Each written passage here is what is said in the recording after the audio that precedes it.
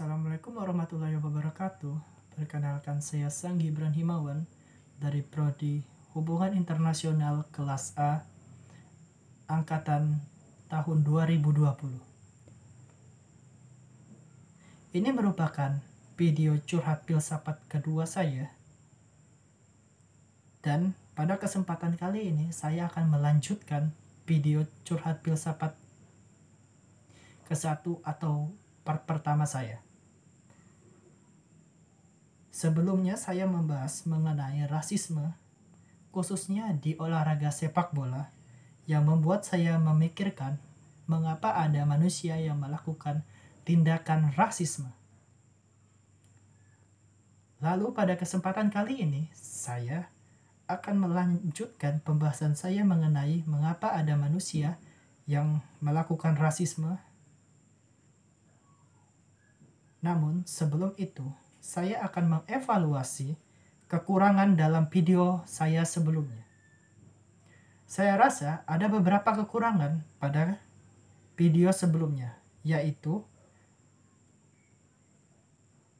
saya belum berpikir secara radikal.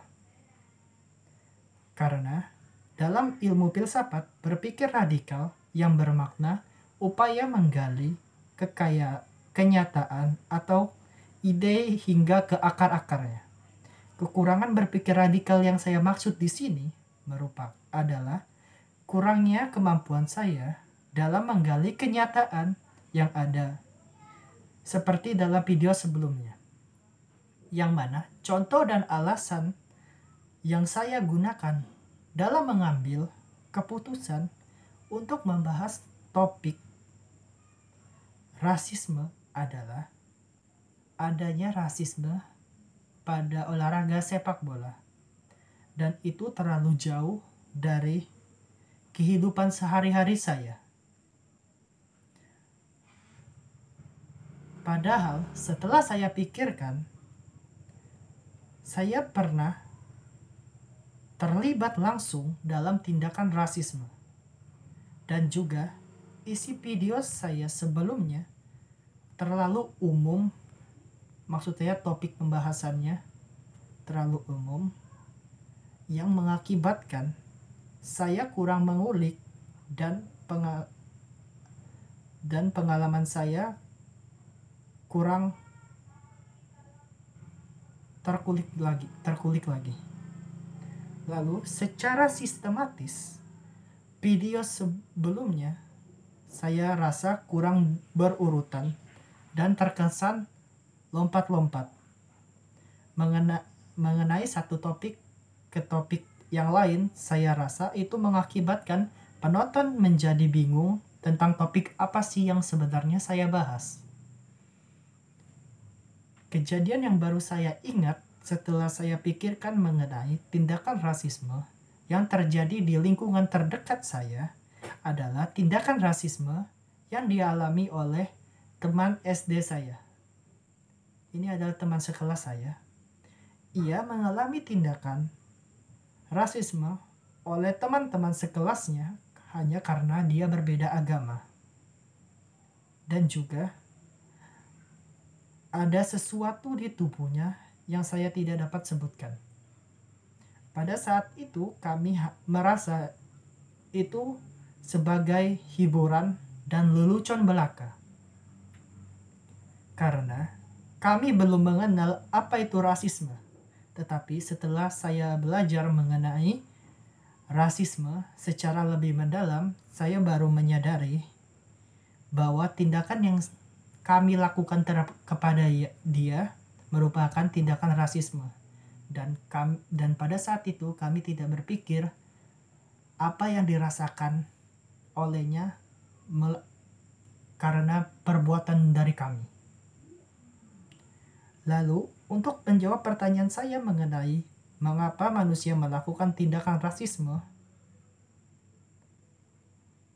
saya akan memberikan dua pemikiran di sini. Pertama yang saya pikirkan, jika kita menggunakan mid thinking atau berpikir menggunakan backcross, saya rasa jawabannya akan seperti video saya sebelumnya. Seperti adanya mitos yang tidak benar akan hal rasisme. Seperti orang hitam lebih kuat dalam berolahraga ketimbang orang dari ras lain, dan lain-lain. Lalu sesuai dengan tahap pemahaman berpikir saya akan menggunakan logical thinking untuk menjawab pertanyaan tersebut. Karena saya rasa jika saya menggunakan logical thinking untuk menjawab pertanyaan tersebut, saya pikir tindakan rasisme dapat terjadi karena ketidaktahuan, kurangnya edukasi, dan pemahaman manusia yang melakukan tindakan rasisme tersebut. Karena saya rasa orang yang teredukasi dengan baik tentang rasisme akan lebih memilih untuk tidak melakukan tindakan rasisme. Dan secara logika, jika semua orang mendapat pembelajaran yang benar mengenai rasisme, tindakan rasisme, maka saya rasa rasisme dapat hilang atau setidaknya berkurang secara signifikan. Untuk saat ini, saya rasa ini merupakan jawaban paling sesuai dengan pertanyaan saya. Namun, saya masih belum tahu apakah jawaban ini benar atau tidak.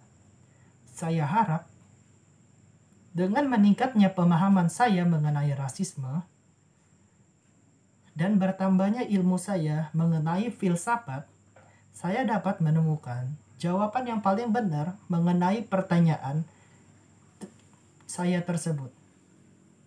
Saya rasa itu saja yang saya dapat sampaikan mengenai curhat filsafat part 2 ini. Nantikan video saya selanjutnya. Sampai jumpa dan terima kasih.